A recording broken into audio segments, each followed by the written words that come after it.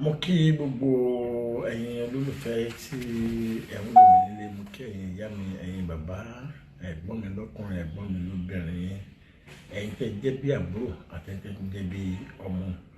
Mo kí gbogbo ajíbẹ lọ́hùn lẹ́lẹ́sìn Kristẹni, ẹlẹ́sìn Mùsùlùmí àti ẹlẹ́sìn àbáláyé. Mo kí yín ní gbólóhùn tí ó jẹ́ pé ní gbogbo ìgbà láyé ní kíkí náà bá mu. Mo kí pa assalamu alaikum wa rahmatullahi wa barakatuh. Ìkàjọ lọ́kùn máa bá gbogbo àwọn akọ̀dún, akóyèdún, ọdún ayọ̀ ni la máa ṣe o. Àwa ní fọdún yìí ṣàṣìmọ́ gbogbo ẹ̀dá tí ó ń wò mí lọ́wọ́lọ́wọ́ bí mo ṣe ń sọ̀rọ̀ yìí. Mo fi títóbi Ọlọ́run bá, mo fi bẹ̀ yín. Ẹ máa share program tẹ́ ń wò yìí. Ẹ máa share nítorí pé àwọn kọ̀ọ̀kan wà tí ó yẹ kí a fi yé ara wa ọ̀tẹ̀ àmọ́. Mo dẹ̀ fẹ́ kí everybody kan gbọ́ mi lágbọ́yé, kí gbogbo orí mẹ́rin àgbáyé kan gbọ́ mi yé dáadáa. Gbogbo ayé mọ̀ pé I'm a private person in my life. Mi ò ń báyàn jà, mi ò ń báyàn fa wàhálà. But I'm a policy man ní nǹkan tí mi ò bá fẹ́, mi ò fẹ́. Mo dẹ̀ jẹ́ nìkan tó jẹ́ pé tí olóúnjẹ bá rí mi tó bá rojú, àìjẹ́ èmi náà máa fi sú ẹni náà. Ẹ má bínú dá sí program kan tí mo gbọ́ maybe about let's say is there over a week now or going to 2 weeks. Lórí ọ̀rọ̀ wípé wọ́n ní àáfà kan olùjìbìtì mi ò ní láti hide orúkọ Ọlárewájú Alifulani. Èmi ò ń ṣàfà gbogbo ẹ̀ tẹ́ wò mí, Mùsùlùmí ni mí, an open book dẹ̀ ni mo jẹ́ fún gbogbo àgbáyé. My door is open. Tí ẹ bá wo lọ́wọ́ bọ̀, àìmọye ọmọ ló ti ara mi jáde tí wọ́n ti ṣoríire. Kò wá ní jẹ́ pé ńgbà tí a wá wà ní astrip period, tá a wà ní ìrọ̀lẹ́ ayé, that's what I mean by astri. Nígbà náà ni màá ṣẹ̀ṣẹ̀ wá bẹ̀rẹ̀ wàkúwà.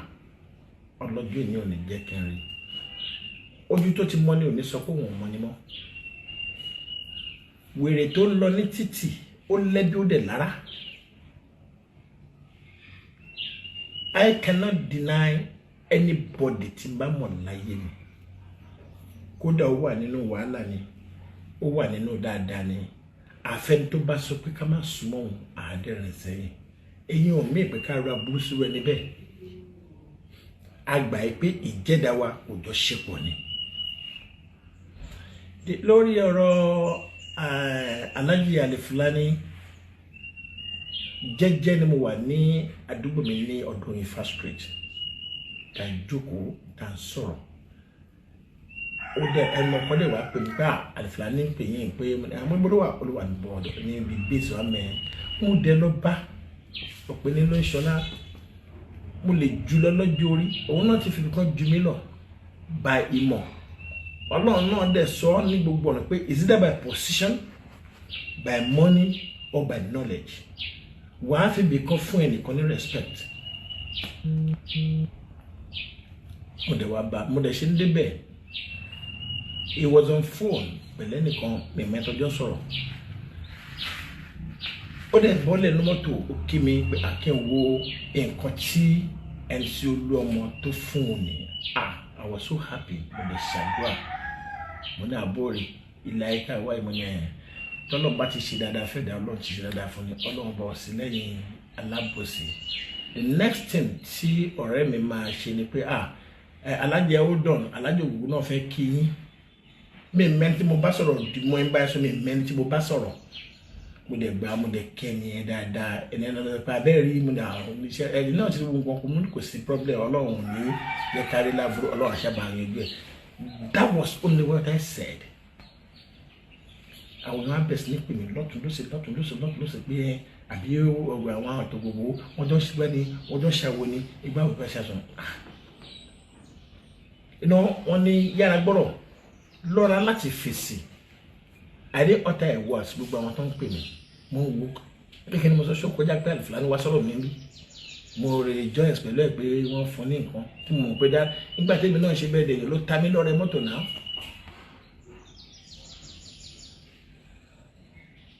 Ó wá di ọjọ́ kẹta àbí ọjọ́ kẹrin mo kàn bọ́ sórí fóònù mo wá rí pé there's a program kan. It's like somebody deliberately send it to me. Mo wá rí pé picture mi wà ńbẹ̀, Alifulany wà ńbẹ̀ àti man tó ń ṣe program yìí. I think his name is Said, olórúkọ ọmọ mi kan ni. Also mo wá farabalẹ̀. Mo wá rí pé issue Alifulany ni wọ́n ń drag tí gbogbo ibi tó lọ, bí wọ́n ṣe fún lówó, bí wọ́n ṣe fún nílẹ̀, tán ló máa kọ́ mọ́ṣáláṣí, tán ló máa ṣe gbá. Mo rí pé òun ni wọ́n fà mí tí gbọ́n kankan tó jọmọ́ tèmi, but nísàlẹ̀ kíní I think it's a live program. Mo ṣáà rí pé kí ni Ògògó ṣe o, kí ni fọ́tò Ògògó wọn bẹ̀, Ògògó Sàràmà this and that. Mo ṣáà mo ń wò pé ibo lórúkọ mi ti fẹ́ jáde ṣá. But at the end of the program, ẹni tó wá kọ program wa sọ pé Alhaji Taiwo Hassan, mo rò pé èyí náà rí bí gbogbo nǹkan ṣe rí báyìí sí, ṣe rí wípé kì í ṣe pé ọ̀rọ̀ pé à ń fi nǹkan ṣe àbòsí lórí. Mo rò pé that person tried to correct me bóyá lórí ọ̀rọ̀ tí mo sọ pẹ̀lú Alifulany lórí ibi tí mo ti bá èèyàn sọ̀rọ̀. Àbúrò wo mi rò pé mo sọ nǹkan tó bá náà jù, but mo fẹ́ kí gbogbo ẹ̀yin àgbáyé kẹ́rì pé the little tí mo sọ nìyẹn. But ohun tó kàn bá mi inú jẹ́ jù ni pé lánàá somebody called me, I don't want to mention it. Ẹni náà dẹ̀ fún òun lè bá mi sọ̀rọ̀ ṣùgbọ́n mi ò gbọ́dọ̀ respond bẹ́ẹ̀ nítorí pé we are creature of wisdom. Ọ̀tọ̀ ní somebody wọ́n bá ní intelligence line nìkan, wọ́n ní intelligence oṣù kẹ́kẹ́, àwọn tó ní intelligence they can argue to dismantle anything. Ẹni tó ní wisdom ó máa fara balẹ̀ láti yanjú ọ̀rọ̀ ni. Ẹ̀yin olóyìnbó lẹ sọ bẹ́ẹ̀ o. Ó sọ ọ̀rọ̀ yẹn pé wọ́n gbé Alifulany wá sórí program. Alifulany said ṣebí pé òun fọ̀rọ̀ lọ mí, èmi sọ pé kóun go ahead. Ẹ dóná ṣé àáfàá lèmi ni àbí ṣéwù ni mi àbọ̀mọ́lékéwù? Mi ò mọ báwo ni Alifulany ṣe ń live dá wípé if there's any program tá a bá fẹ́ ṣe Ramadan lecture nílùú mi, I always call him láti wá bá anchor program. Tó dẹ̀ tí ń bá wa ṣe yẹn bọ́ọ̀sì ó pẹ́ díẹ̀. Then mo tún ṣe kíní kan Islamic quiz. Ọwọ́ ẹ̀ náà mo ti rí àìdá yẹn, and I took that thing to my hometown. Tọ́lọ́n dẹ̀ fún wa ṣe táyé pé a máa fáwọn èèyàn lóríṣiríṣi ẹ̀bùn lọ́tún lóṣẹ̀ ẹni tó máa jẹlẹ̀ tó máa yẹ gbá. Mi ò ní lu jìbìtì láyé ní tí mo máa fi kú, tó bá kọ̀ láti máa bẹ̀ sí ní máa hu ìwà ìgbà kọ́lọ́n pè mí sọ̀rọ̀. Ohun tó bá ń dùn yàn èèyàn láti sọ fáyé. Bí mo ṣe ń gbọ́ mi ò láìkí ẹ̀. Ẹni yẹn wá ń sọ̀rọ̀, ó sọ̀rọ̀ líle mo tún á sọ fẹ́ ní pé school jọ my dear man, ìwọ tó ń bá mi sọ̀rọ̀ yìí, by the time you have a problem tí n bá ra burú sí ẹ, ó ní ìgbésẹ̀ tí mo gbé tó ní ẹlẹ́rìí nú. Pẹ̀lú báwọn kan ṣe wá síwájú ẹ̀ tó wá bà mí jẹ́ fún ẹ wípé lágbájá yìí má jẹ́ kó súnmọ́ ẹ, má jẹ́ kó ṣe gbá, má jẹ́ kó ṣe àmójúgbé wájà sọ. Ẹ dẹ̀ mọ̀ pé mi náà mo láyọ̀ ọkàn, mi ìṣọlọ́kànjú ẹ̀dá. Tá a bá dẹ̀ tún pàdé lóde náà, I give you people your normal respect tí ẹ máa ń fún yàn. Respect to me ni pé ó dìgbà tí lágbájá bá ju ẹ lọ, no. Báyìí kankan náà nítorí pé ẹni tí wọ́n lọ tí wọ́n bá yàn jẹ́ fún yìí, ó ṣe pẹ́pẹ́ tó lọ bà ẹ́ jẹ́ lọ́dọ̀ wọn tẹ́nu ẹ̀ bá ti dùn. Ó dàbí kí ọ̀rẹ́ ẹ̀ kí oníyàwó ń sìn kó lọ́rẹ̀ tẹ́nu ẹ̀ dùn. Ó yìí sì fún ọ̀rẹ́ yẹn láti convince ìyàwó tó wà nílẹ̀ láti ṣèrànù. Tọ́pẹ́ lẹ́nu dídùn ni. Ó ní ìgbésẹ̀ tí mo gbé. Ó ní ẹlẹ́rìí nú how come tí màá sọ mi mọ̀ gbà tẹ́jọ́ fún ayé nílẹ̀ mi mọ̀ gbà tẹ́ fún ayé ní 1 million.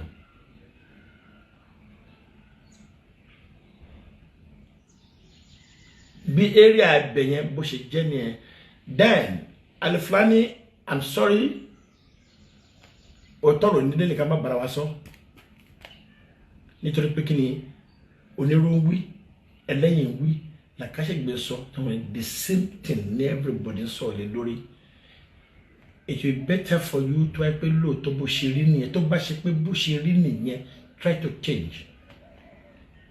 Nítorí pé kí ni èèyàn tó fún ẹ nílẹ̀ tó ní ẹ fi kọ́ mọ́ṣáláṣí he said it ó ní mo fún he said it ó ní òun fún ẹ ní 1 acre of land pé ẹ fẹ́ fi kọ́lé kí wà á ti lè mọ́ṣáláṣí with 1 million naira.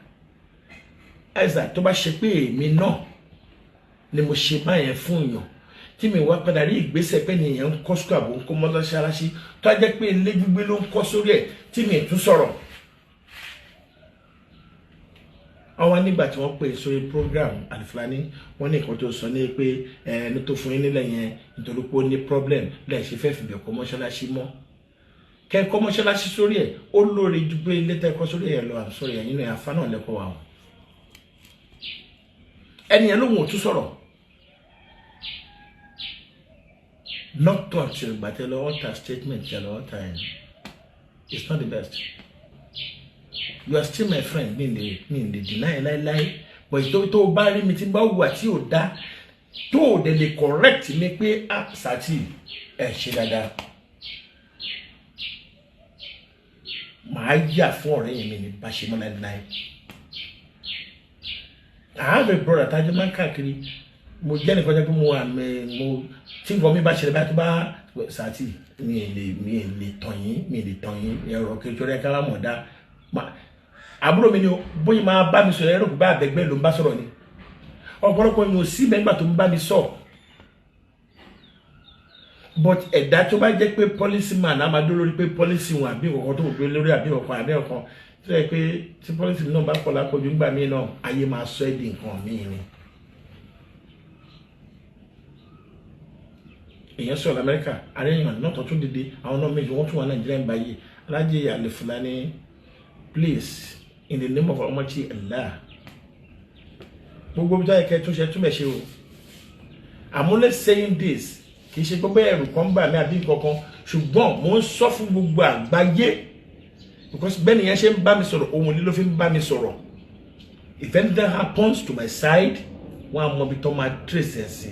I don't need to mention name on public but gbogbo àwọn tó yẹ kí n sọ fún mo bẹ̀ látòrí kábíyèsí mi ni mo sọ ẹni báyìí mo sọ ọ́ dọ́dọ̀ Aláàfin àwọn tó ní mí nìyẹn gbogbo àwọn IBD wọ́n I've called them báyìí ni mo gbọ́ báyìí mo rí bẹ́ẹ̀ ni dẹ́ ṣe bá mi sọ̀rọ̀ ó ti is too harsh for me. Assalamu alaikum warahmatullahi wabarakatuh. Ọlọ́run bàlá jùlọ kò fi ìgbà tó dùn wá ṣe gan ẹ máa jọ ọbẹ bẹ́ẹ̀ ṣe gbọ́ yìí ẹ máa bá mi share fún gbogbo àgbáyé ni mo fẹ́ kí wọ́n máa gbọ́ nǹkan tí mo sọ yìí ọdún ayọ̀ la máa ṣe o àní pẹ̀lú lágbára náà. Thank you very much. I love you all. God bless. Alhamdulillahi rabbil alamin. Alhamdulillah.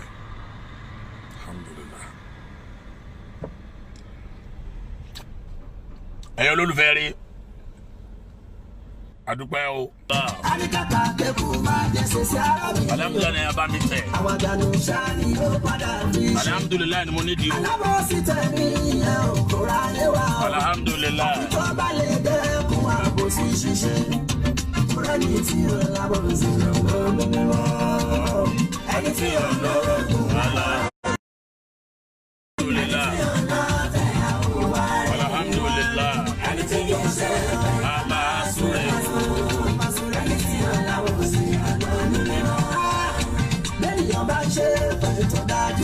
Tó dájú kọ mí o. Pé sọ̀rọ̀ rẹ̀. Níwọ̀n ìgbà tí ó bá ti hùwà ìpè. Ìwọ tó mọ̀jú kó máa ṣe pé láyé ṣòwò. Gbogbo ìjà ló. Yóò máa wáyé láti ṣe lọ́jọ́ ọkùnrin. Ànábì ilẹ̀ ní ṣe pé láti pinnu ẹ̀. ànábì ilẹ̀ ní ṣe é pé ajẹ́ nínú ẹ̀ o ẹ̀wọ̀n tẹ́mi fẹ́ kẹ́ máa bá mi tẹ̀ alhamdulilayi ni o wàláì alhamdulilayi nìkan ni mo kàn fẹ́ alhamdulilayi alhamdulilayi alhamdulilayi alhamdulilayi alhamdulilayi alhamdulilayi alhamdulilayi rabbil alamin nǹkan tí mo kàn. ṣé o lè alita. ẹni tí o lọ fẹ́ àkúwá rẹ̀ ẹni tí kì í ṣe bóyá máa súrẹ̀ o ẹni tí o lọ́wọ́ sí àlọ́ lórí wọn.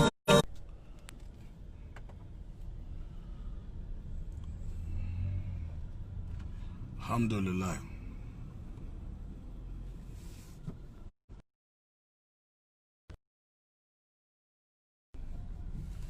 alhamdulillah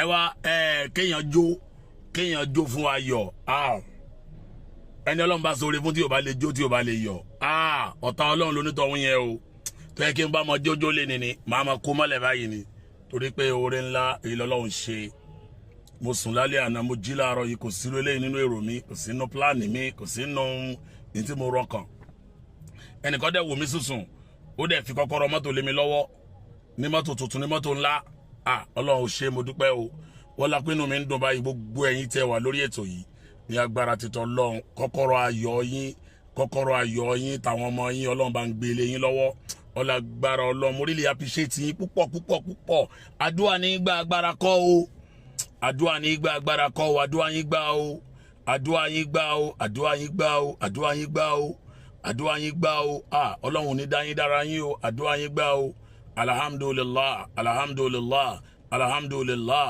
alhamdulillahi rabbil alamin ìjọ pẹ́rẹ́ o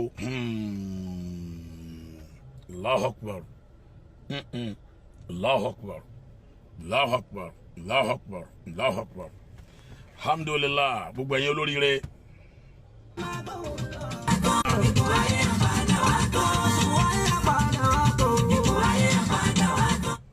alhamdulillah àmín àmín gbogbo àwọn ọmọ tẹbi pátápátá látòdélẹ̀ ṣé wọ́n máa ṣojú yín o àmín Ọlọ́run ẹni mojórí wọn àmín Ọlọ́run àwọn tó ju ẹ̀yin náà lọ nídìílé ìyá ìdílé bàbá àmín nílé ọ̀dọ̀ rẹ̀ nílé ọkọ wọn ni mojórí ẹ̀yin náà lágbára àmín Ọlọ́run lábúwátá ilá bílá alhamdulillah alhamdulillah ẹ ṣé gbogbo ẹ̀yin olólùfẹ́ rẹ̀ adúpẹ́ lọ́wọ́ yín ẹ ṣé gan adúpẹ́ ìbàjẹ́ ènìyàn kò dá sí Olúwa dúró ọlẹ́mísírè o Olúọmọ ni o. sáré wọn tá a máa ń sọ nìyẹn MC Olúọmọ mo tún fi àsìkò yé gé àwa máa ma sọ at all time bẹ́ẹ̀ yẹn ṣe wọn àní sọ pé ó ṣe wọn. Allahu Akbar. bẹ́ẹ̀ yẹn ṣe yàn àní sọ pé ó ṣe yàn. àbúrò mi kan wà ó sick kì í ṣe pé ó sick ní sick wàhálà òun kàn èdè rí gbá kí ni nǹkan tó ṣe yín níbí báyìí ó yẹ máa bọ̀ wá bá mi lọ́fíìsì wọ́n gbọ́dọ̀ operate kí ni èkó ń bẹ̀ owó tó ná is close to million. ẹ̀sà kí ni èèyàn ṣe máa gbàdúrà ìṣubú fẹ́ni tá à ń sọ. Allahu Akbar Allahu Akbar. tá a bá sọ pé lágbájá ṣe nǹkan ọ̀pọ̀lọpọ̀ èèyàn ọ̀tọ̀ níbi tán máa ń rí ìdí ọ̀rọ̀ gbà ẹni bá dẹ̀ ṣe làwọn máa sọ pé ó ṣe bí wọn bá ṣe àná sọ pé ó ṣe. àwọn alájà mi súra láti New Jersey wọn lè dúró ẹ ṣe ẹkọ àdúró ti wá. ìyá mi kò ní bàjẹ́. àwọn ògógó dúró ti wá wọn dúró ẹnu wa dùn kalẹ̀ alhamdulillah àgbẹ̀ inú yẹn á dùn kalẹ̀ àtàwọn ọmọ kájú ẹ bàbá ẹ ṣe alhamdulillah ìbàjẹ́ ènìyàn ò dáṣe Olúwa dúró ẹ ṣe àdúpẹ́ lọ́wọ́ yín ẹ̀yẹ èèyàn wa ẹ ṣe àdúpẹ́ lọ́wọ́ yín o inshallah salamu alaikum ẹ ṣe gan àdúpẹ́.